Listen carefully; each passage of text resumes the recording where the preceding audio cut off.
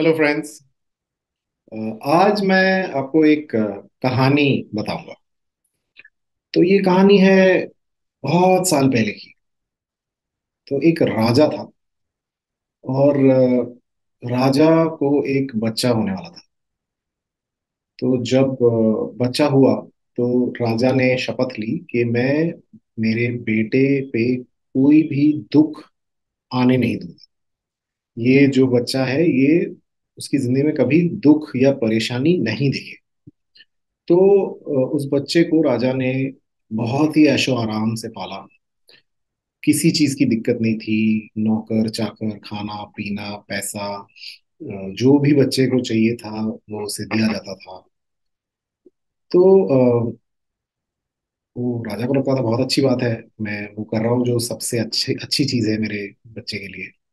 तो वो बच्चा धीरे धीरे बड़ा होता रहा और जब वो अपने टीनेज में आया, 15-16 साल का आया, तो वो तब भी अनसेटिस्फाइड रहता था। उसको जो भी मिलता था उससे पूरी तरह खुश नहीं था।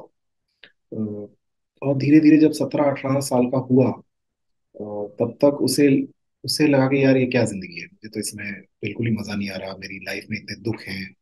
और वो रहता था राजमहल में। राजमहल से कभी बाहर नहीं गया था, तो उसको पता नहीं था कि बाहर दुनिया में लोगों के कितने दुख हैं, कितना स्ट्रगल है। लेकिन एक दिन वो चोरी छुपे महल से बाहर चला गया। जब बाहर गया तो देखा कि जो प्रजा थी वो कितने कष्ट में जी रही थी, कितनी परेशानियां थी उनको। उनकी फसल कभी कभी खराब हो जाती थी, उनके पास पैसे नहीं होते थे, उनके पास रहने के लिए घर नहीं होता था, बीमारियां होती थी, लोग मर रहे थे। तो ये सब देख के उसे बहुत दुख हुआ। और इनफैक्ट वो बच्चा कहीं ना कहीं गिल्टी फील करने लगा कि यार दुनिया में इतनी परेशानी है, मेरी खुद की प्रजा इतनी परेशान है, और मैं आराम से महल में बैठा रहता हूँ। तो ये तो सही बात नहीं है। और उसे कहीं ना कहीं लग रहा था कि वो जो जिंदगी जी रहा है वो बहुत ही खोखला है। तो उसे ये खोखलेपन की जिंदगी पसंद नहीं थी। लेकिन फिर वो वापस गया अपने महल में। फिर उसकी शादी हुई, वो उसका बच्चा हुआ।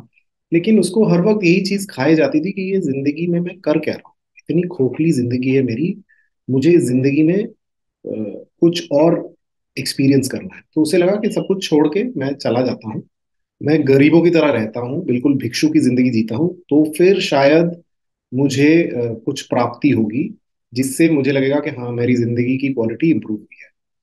तो वो एक दिन सब कुछ छोड़ छाड़ के चला गया वो लड़का। तो वो कई साल ऐसे भिक्षु की जिंदगी जीते रहे। अब काफी बड़े हो गए थे, 30 साल के हो गए थे आसपास। लेकिन इनहेरेंटली उसमें भी उनको दुख ही मिला, उनको कष्ट ही मिला। उनको कुछ ऐसा यूरेका मोमेंट नहीं आया, मैं अभी जमीन से जुड़ गया हूँ, मैं गरीबों से जुड़ गया हूँ तो मेरी जिंदगी ज्यादा अच्छी हो गई है, या फिर मुझे सही सही मायने में इस जिंदगी का अर्थ समझ में आया है, ऐसा कुछ भी नहीं। तो फिर एक दिन वो जंगल में चले गए और ऐसा कहा जाता है कि वो 41 दिन तक बिल्कुल एक ही जगह बैठ के, एक ही पोजीशन में बैठ के उन्होंने ध्यान करा। उस ध्यान के बाद जब उन्होंने आंखें खोली, तब उनको ये रियलाइज हुआ, the biggest realization that he had of his life, कि जिंदगी में सफरिंग होगी ही होगी। चाहे आप अमीर हो, चाहे आप गरीब हो, चाहे आप बूढ़े हो, चाहे आप कम उम्र वाले हो, जिंदगी में सबको कष्ट होता ही होता है, सफरिंग्स होती ही होती है। तो जिंदगी में कोई ऐसा नहीं है जो कष्ट के परे है। और कष्ट में ज्यादा कोई एक्साइटिंग चीज नहीं है। जैसे उन्होंने कष्ट किया राजमहल में भी, उन्होंने कष्ट सहा भिक्षु की जिंदगी में भी, लेकिन उससे कुछ फर्क नहीं पड़ा। The realization that he had is, क्योंकि जिंदगी में कष्ट है ही है, तो आप चुन सकते हैं कि आप किस चीज के लिए भुगतेंगे। What do you want to suffer for? So the biggest realization that he had was that he had a choice to suffer for a cause that he can choose. और शायद अभी तक आपको पता चल ही गया होगा मैं किसके बारे में बात कर रहा हूँ। अगर नहीं पता चला तो मैं गौतम बुद्ध के बारे में बात कर रहा हूँ। तो ये जो रियलाइजेशन है गौतम बुद्ध की, फंडामेंटल लर्निंग, ये इन्होंने स्प्रेड किया। That's one of the fundamental messages of Buddhism. And the learning that I got from this story is कि जिंदगी में प्रॉब्लम्स होंगी ही होंगी। हम आधे टाइम, मैं भी आधे टाइम कंप्लेन करता हूँ, बड़ी प्रॉब्लम है लाइफ में, बड़ी प्रॉब्लम है, बड़ी प्रॉब्लम है, ये प्रॉब्लम क्यों है, मेरे साथ ही क्यों है। बट इसका मूल भाव जो है इस कहानी का, ये है कि जिंदगी जब तक है, प्रॉब्लम्स तो है ही।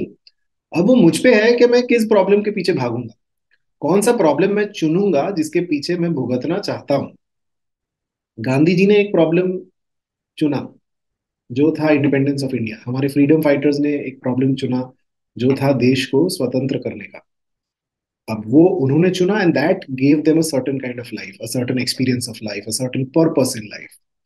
अब आप चूज कर सकते हैं कि आपको घर पे बैठ के सिर्फ आलू प्याज के भाव तोल के बारे में सोचना है, कि आप कुछ क्रिएटिव चीज करना चाहते हो, उसके बारे में सोचना और एक्शन लेना है। क्या आप एक बिजनेस खड़ा करना चाहते हैं, उसके बारे में आपको सोचना और एक्शन लेना है। या आप माउंट एवरेस्ट चढ़ना चाहते हैं, उसके बारे में आपको सोचना और एक्शन लेना है। कुछ भी आप सोचिए और एक्शन लीजिए, सफरिंग होगी ही होगी, भुगतना पड़ेगा ही पड़ेगा। लेकिन what makes it really worth this life is what is the problem that you are willing to suffer for। तो जो मुझे मिला इस कहानी से, कि मैं कॉन्शियसली चुन सकता हूँ, हाँ जी, लाइफ में कौन कौन सी प्रॉब्लम है जिसके लिए मैं भुगतना चाहता हूँ, जो मेरी लाइफ में एक सर्टेन लेवल ऑफ फुलफिलमेंट लेके आएगी, कि चलो, मैंने मेरी जिंदगी के 10 20 50 साल इस प्रॉब्लम के लिए दिए। Right. So I think that is a very very powerful message from this story, and it kind of gives a certain kind of freedom, कि भाई प्रॉब्लम से भागना नहीं है, प्रॉब्लम को चुनना है। कौन सा प्रॉब्लम है जो मैं चाहता हूँ अपनी लाइफ में, उनको उसको चुनना है, उससे दूर नहीं भागना। तो it's a very liberating kind of insight that I got from listening to this story. Not that I didn't know it earlier.